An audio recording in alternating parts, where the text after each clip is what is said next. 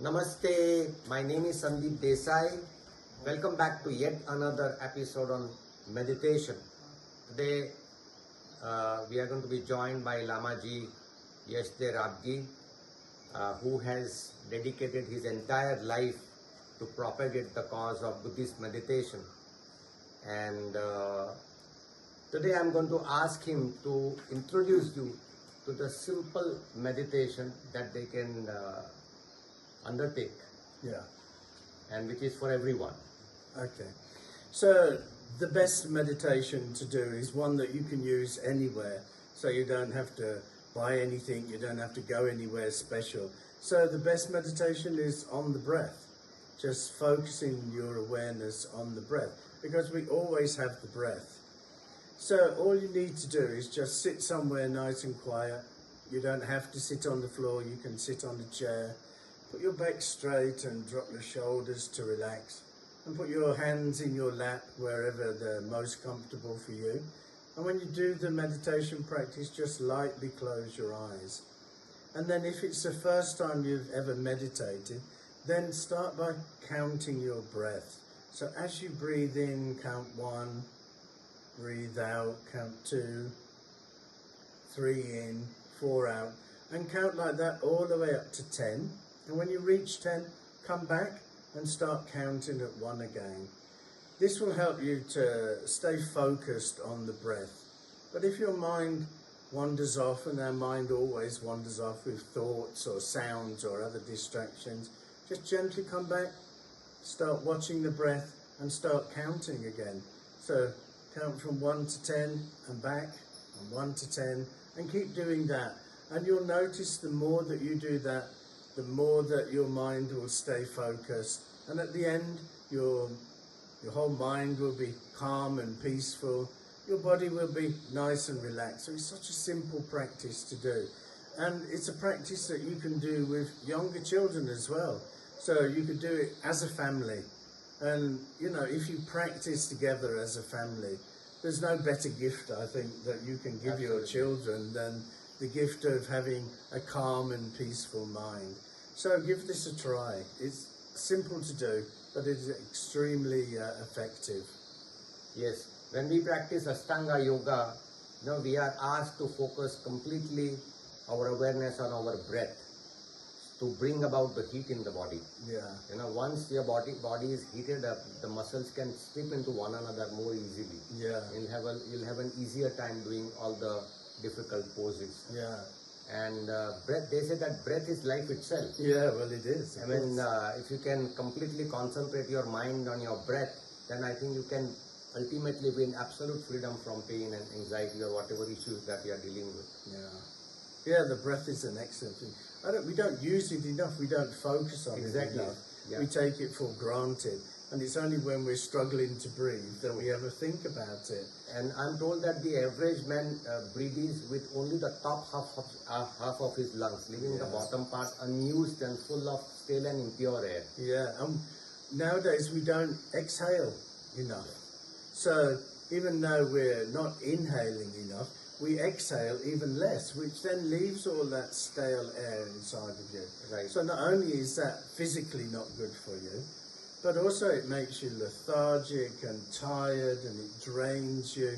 So just by doing any practice where we can take good breaths in and long breaths out.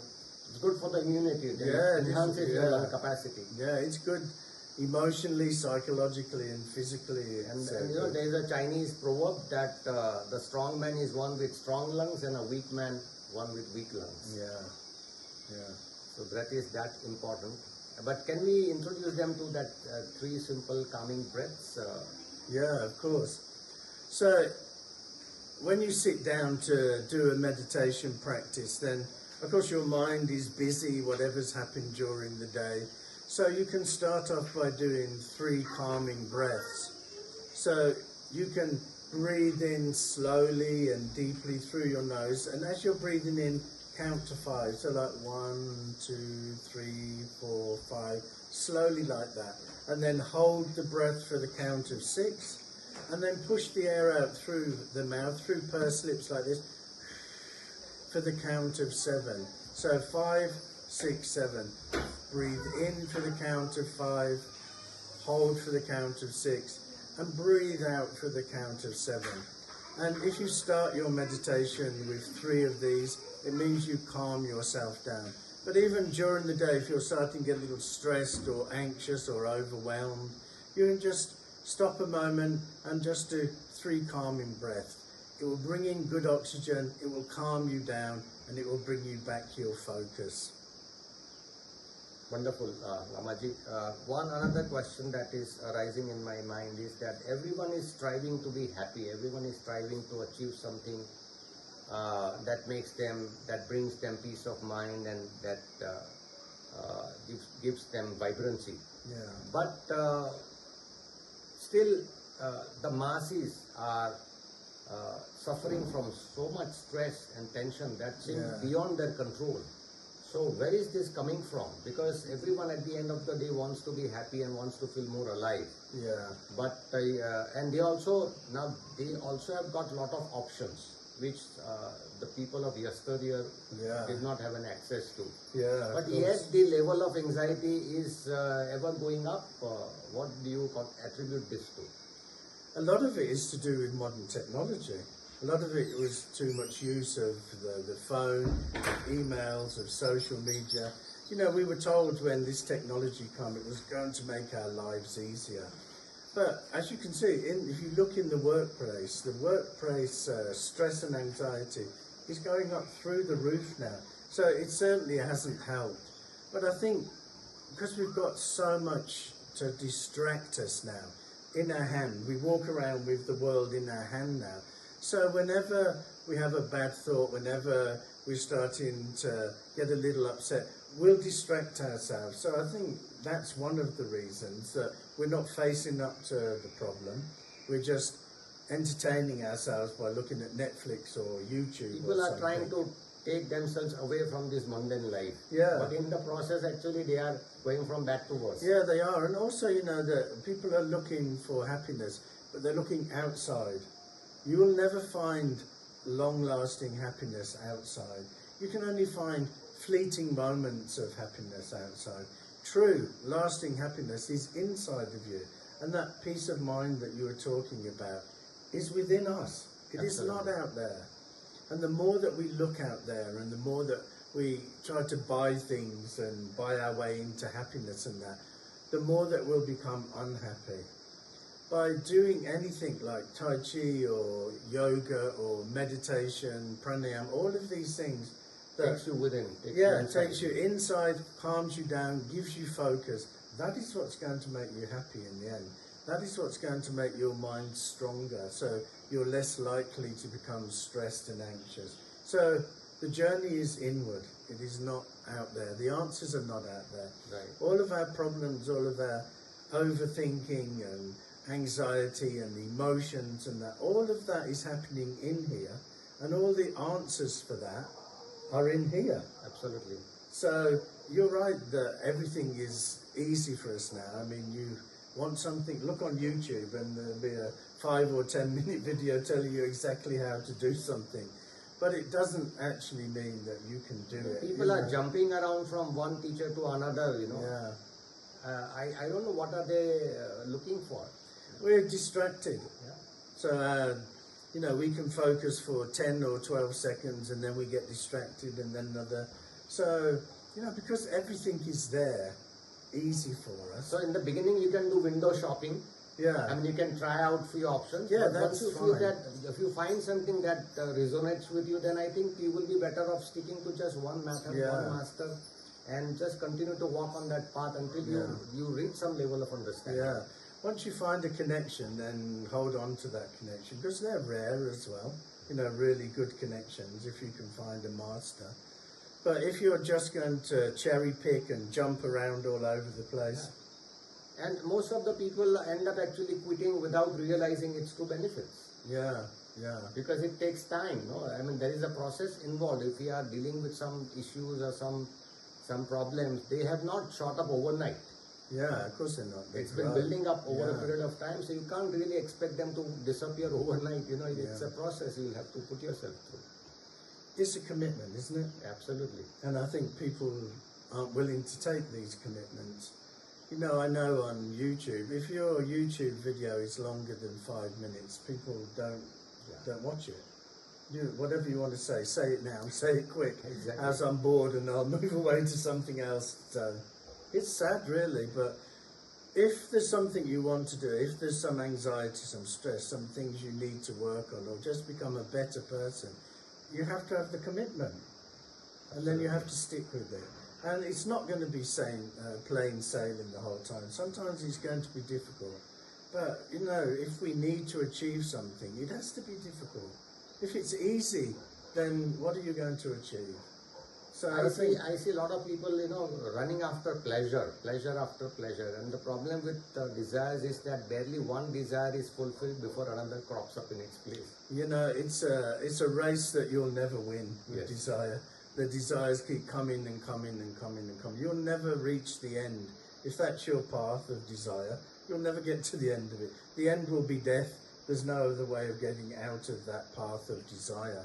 Yeah, you know, the more that we chase after things, the more we're going backwards and we're not moving forward. So, And people think that there is so much stress in their life, that the life has become so mundane, that they need some fun in their life. They need some entertainment. But when they go after, when they indulge in that entertainment, when they come out of it, they realize that it hasn't really touched their life in a meaningful way. yeah, because it's outside happiness, fleeting happiness. It won't last. And when it goes, then we feel worse. So, but you have to ask yourself, why am I keep chasing after happiness? You know, what is it that I'm running away from? Because that's the question you need to ask You don't yourself. want to face the reality. There is something you're running away from, and when you keep going out and looking for different things to entertain yourself, there is something you're running away from. And until you stop and face it, then it's never going to go away. So this breathing awareness meditation, I think, is something that people can incorporate without much struggle. Yeah.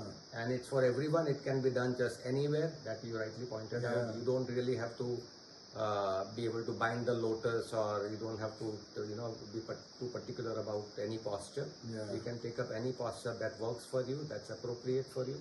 And then just focus your awareness on your breath. You just try to bring yourself to the present moment.